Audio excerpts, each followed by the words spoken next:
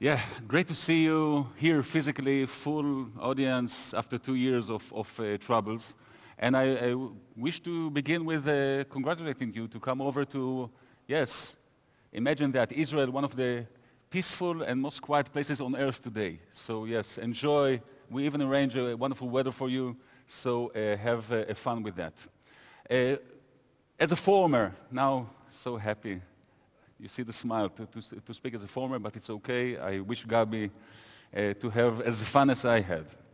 But before we get to the actual stuff, we need to understand where we are standing today, not in Tel Aviv, but in the world. Well, winter is not coming, winter is not here. Winter actually is getting colder. As we see what's happening now, just in Central Europe, it's more than disturbing, it's really frightening. And we see a cyber warfare is happening as we speak, and we haven't seen the worst yet, I'm afraid. We see all kinds of attacks, mostly destructive wipers against civilians, against civilian entities, critical infrastructures, all the things that we build ourselves to defend as nations, as the Israeli nation. We see it happening in our own eyes, and we don't see it all yet because of war clouds and war fog. So, yet to be seen. And it's not only that. We see also the ransomware attacks getting more, getting in volume, getting in amounts of money, and getting more dangerous as we have more one-days and more vulnerabilities every time, every day. We see the increase in the attacks. We see the increase in paying ransom. All of these are very disturbing. So I wanted to share with you a few of my lessons or insights I've gathered in the full 4 years as the Director General of the Israeli National Cyber Directorate. Very shortly, as Yossi mentioned, we need to squeeze it. Now as a former, they squeezed my time to much shorter, and I thank you for that. So first of all, nations and sectors, we must be much more prepared, much better prepared than we are. And talking about Israel, which is pretty good, humbly prepared, but we need a holistic approach. We need a community approach, working together, and I thank all the foreign delegations from US, from all around the world that came over here physically in the COVID times, in the war times in Europe, to join us because it's crucial to work together to build a community. We need up-to-date progressive regulation. In Israel, we're still behind most of the nations. We need to cover that, but we see more and more countries that also need to catch up with authorities, with regulations, basic regulations. And don't wait for the regulation. We need to take actions even before the regulation. Second, we need to see more partnerships and team play. This is really a key factor. The president of Ben-Gurion University mentioned the coffee. Well, I used to show the coffee machine in our national cert in Beersheba, the picture of that as the most important place in the all Israeli cyber defense alignment or strategy. We need to understand that no one can win alone. If we learn something from the Ukrainian-Russian war now, is that Israel cannot depend only on itself. We must depend on ourselves, but it won't be enough. We need to work together. Every country needs to work together. This is the National Security Award that we won last year, given by the Israeli president in a big ceremony. All the 6 agencies dealing with cybersecurity, including the Israeli National Cyber Directorate, but not only, it's A200, it's J6, Shin Bet, Mossad, all of them. It must be partnership in order to win. Large ego is most dangerous virus. More than all the variant of cyber that we know, we need to leave ego outside and build an ecosystem when we get to that. We need to hire cyber staff also with people skills. I see more and more CISOs that have that. We need to be focused on people skills with all our cyber team in order to succeed, because that's a crucial key factor. And we have a lot of examples during the years. Some of the photos that we have, we are enjoying a very good partnerships and friendships with many of you, many countries. This is crucial for success of Israeli cyber defense. Next, it's not a dynamic, it's a hectic changes.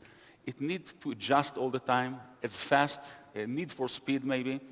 Whatever worked yesterday probably won't work tomorrow, even today. Let's wait after the weekend. Yes, I've heard that too many times from corporates, agencies, entities that almost cease to exist because the attack came before tomorrow, came today or even tonight. If your CISO works only on working hours, well, working hours in our business is 24/7, and we should prepare for that and be as fast as possible. You see these numbers. For once a 1 day is published, a vulnerability is published, it takes an average of 9 days for the bad guys to exploit it, to get inside and begin to cause damage. You know, it's published. For the good guys, it takes, and that's actual numbers that we gathered, between 14 and 21 days. So you see the gap. These 5 to 12 days is what the perpetrators enjoy, and it takes only 1 second to win. So we need to close the gap. We need to be faster. The blue side must be shorter than the red side. Proactive defense. We began with that in the Israeli National Directorate less than 2 years ago, and we see tremendous success in preventing in advance. We must adopt a proactive approach. We must see that we can defend way before the attacks come to us. Is it possible? Yes, it is done in the Israeli National Directorate and in other places in the world as well. It's very important to success. Need for ecosystem, not a standalone. See the numbers of the Israeli industry, cyber industry. You just saw the tremendous Nir Tzuk.